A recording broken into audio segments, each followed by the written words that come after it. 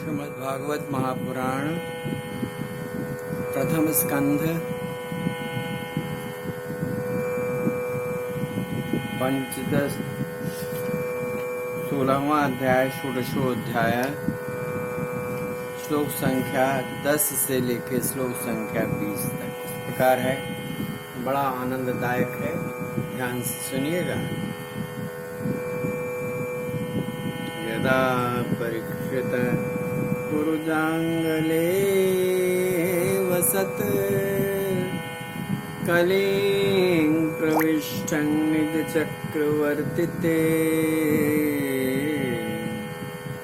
निशम्य वार्ता मनति प्रियां ततः शरासनं संयुग शौंडिरा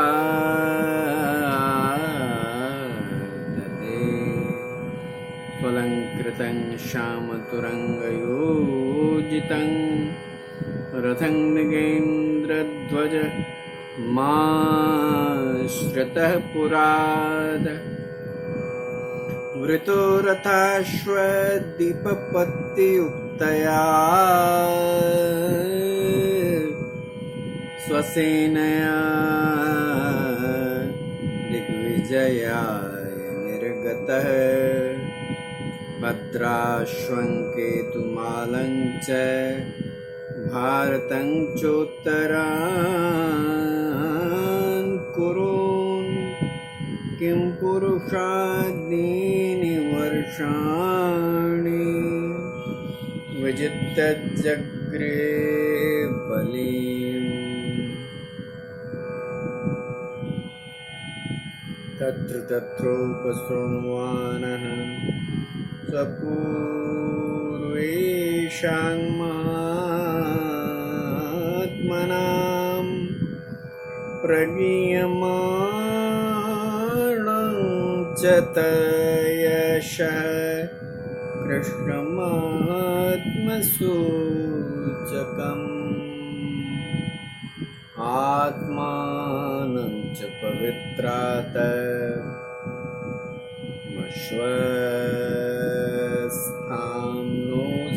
तेजसः स्नेहं च वृष्णिपार्थानां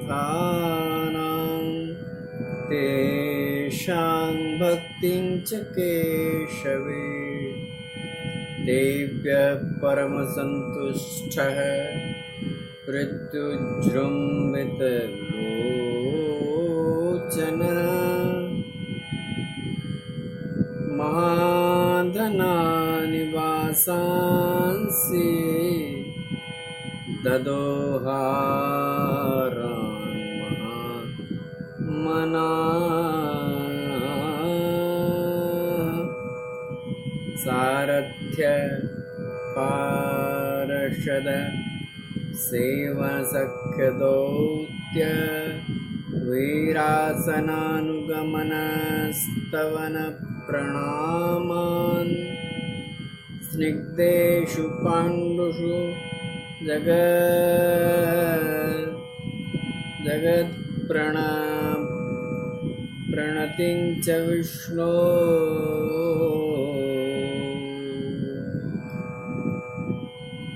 हरभक्तिं करोति नृपते शरणारविन्दं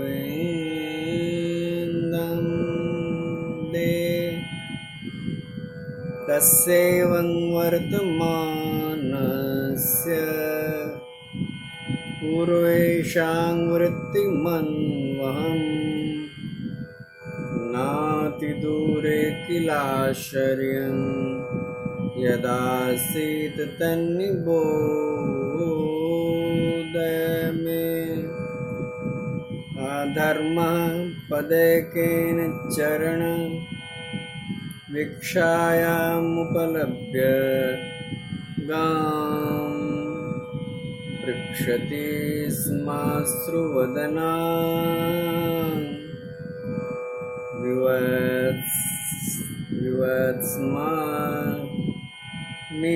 विवत्सामिव मातरम्। जन्मवाच क्वचिद्द्वद्रे नामया मात्मनस्ते वीक्षास्यासि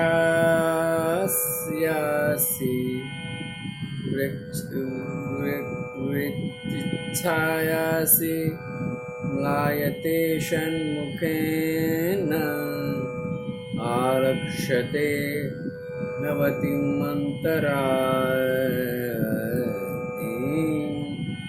दूरे बन्धुं शोचसि कञ्चनाम्बम्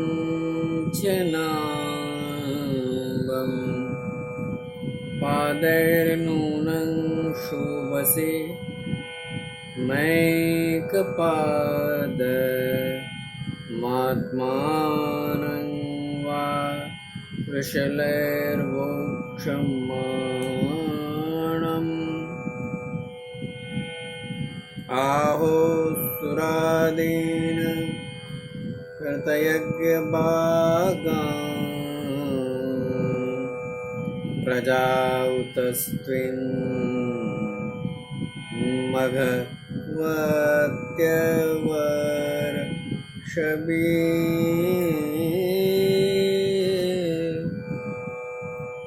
उतस्त्विन् मघवत्यवर्षते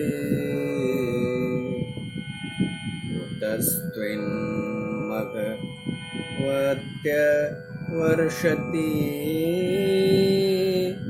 वर्षते।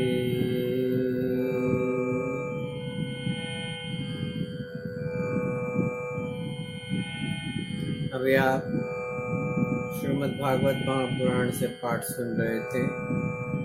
प्रथम स्कंद 16वां अध्याय श्लोक संख्या 10 से लेकर श्लोक संख्या 20 तक। अब उसका सरल और सहज हिंदी में अर्थ सुनिए, बड़ा ही आनंददायक है। परीक्षित के द्वारा कलयुग के दमन की कथा है ये, और कैसे कलयुग फिर से पूरे संसार पर छा गया, इसका भी थोड़ा उल्लेख है इसमें, तो सुनिएगा इसको। सूत जी ने कहा, इस समय राजा परीक्षित कुरु जंगल देश में सम्राट के रूप में निवास कर रहे थे। उस समय उन्होंने सुना कि मेरी सेना द्वारा सुरक्षित साम्राज्य में कलयुग का प्रवेश हो गया है। इस समाचार से उन्हें दुख तो अवश्य हुआ, परंतु यह सोचकर कि युद्ध करने का अवसर हाथ आया, वे उतने दुखी नहीं हुए।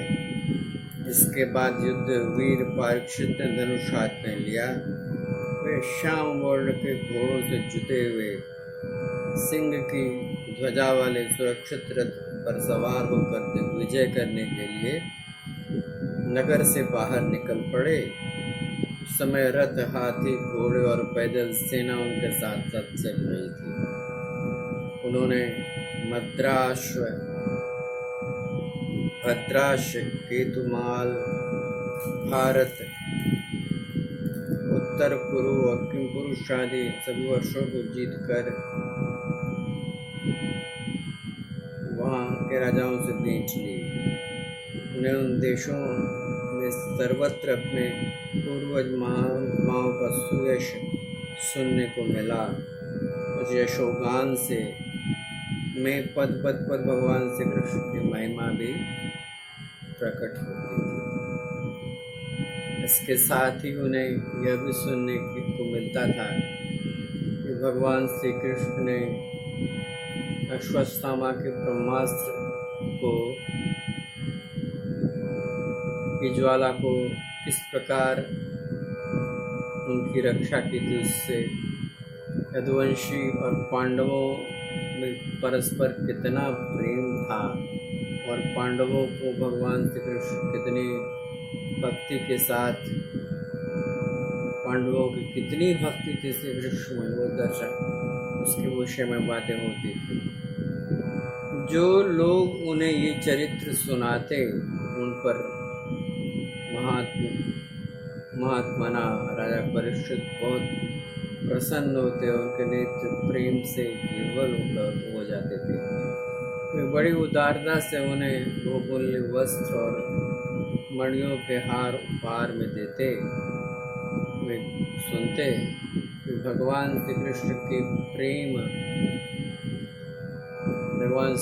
ने प्रेम वश होकर पांडवों के सारथी का भी काम किया, उनके सभासद बने।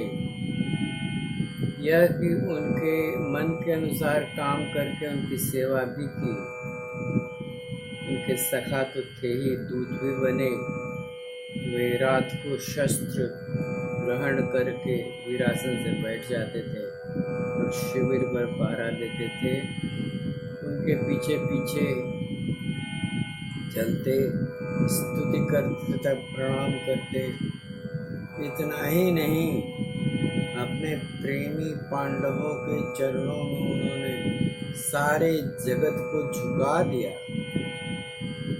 तब परीक्षित की भक्ति भगवान श्री कृष्ण के चरण कमलों में और भी बढ़ जाती थी। इस प्रकार वे दिन दिन पांडवों के आचरण का अनुसरण करते हुए दिग्विजय कर रहे थे। उन दिनों उनके शिविर से थोड़ी दूर पर वह आश्चर्यजनक घटना घटी, वह मैं आपको सुनाता हूँ। धर्म बैल का रूप धारण करके एक पैर से घूम रहा था। एक स्थान पर उसे गाय के रूप में पृथ्वी मिली।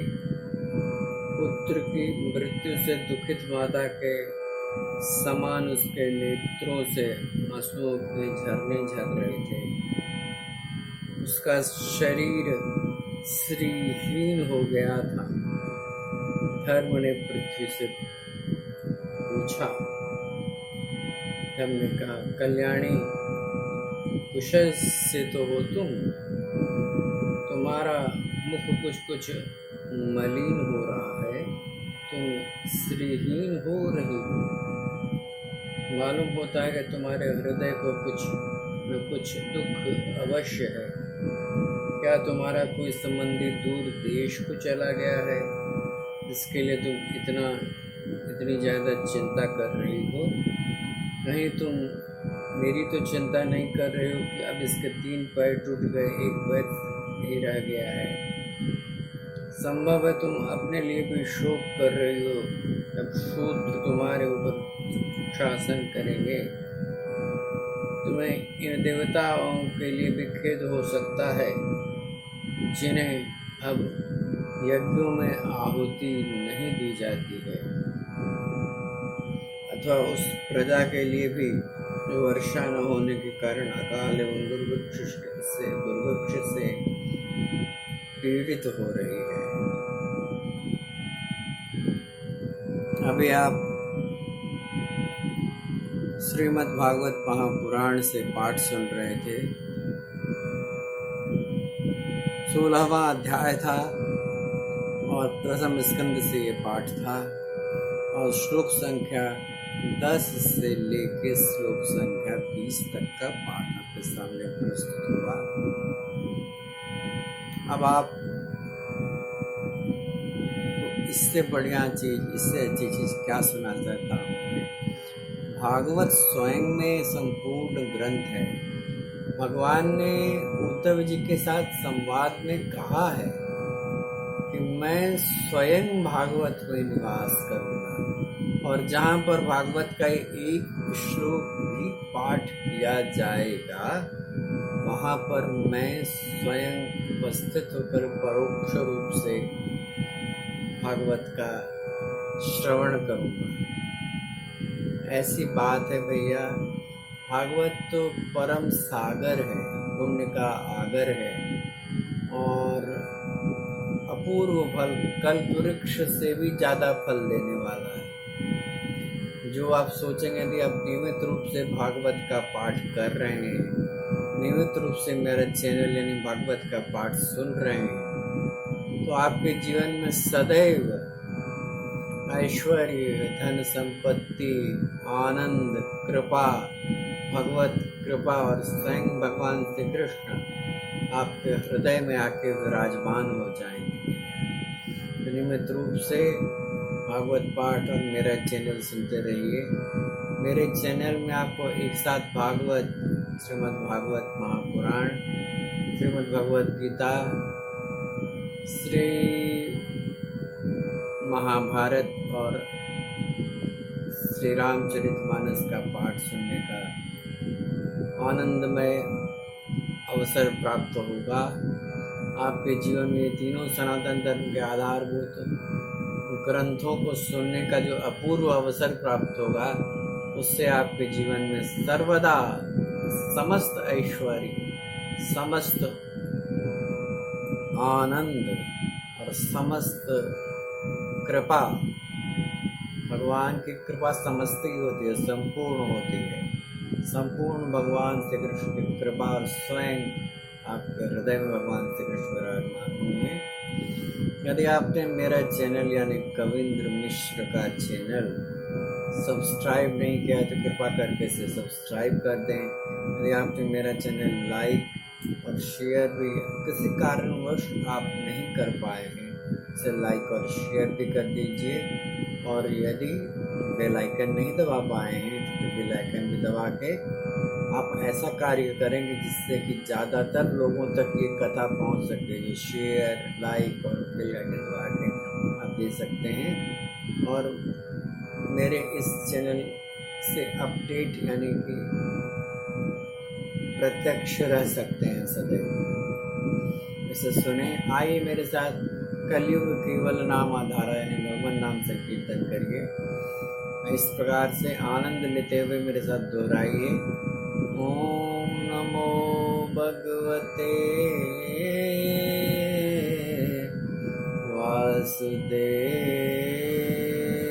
वासुदेवाय। ओम नमो भगवते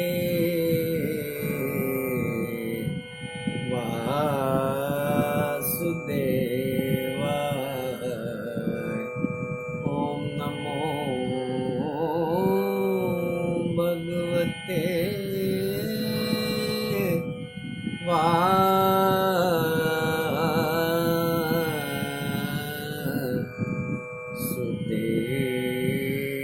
वासुदेवाय।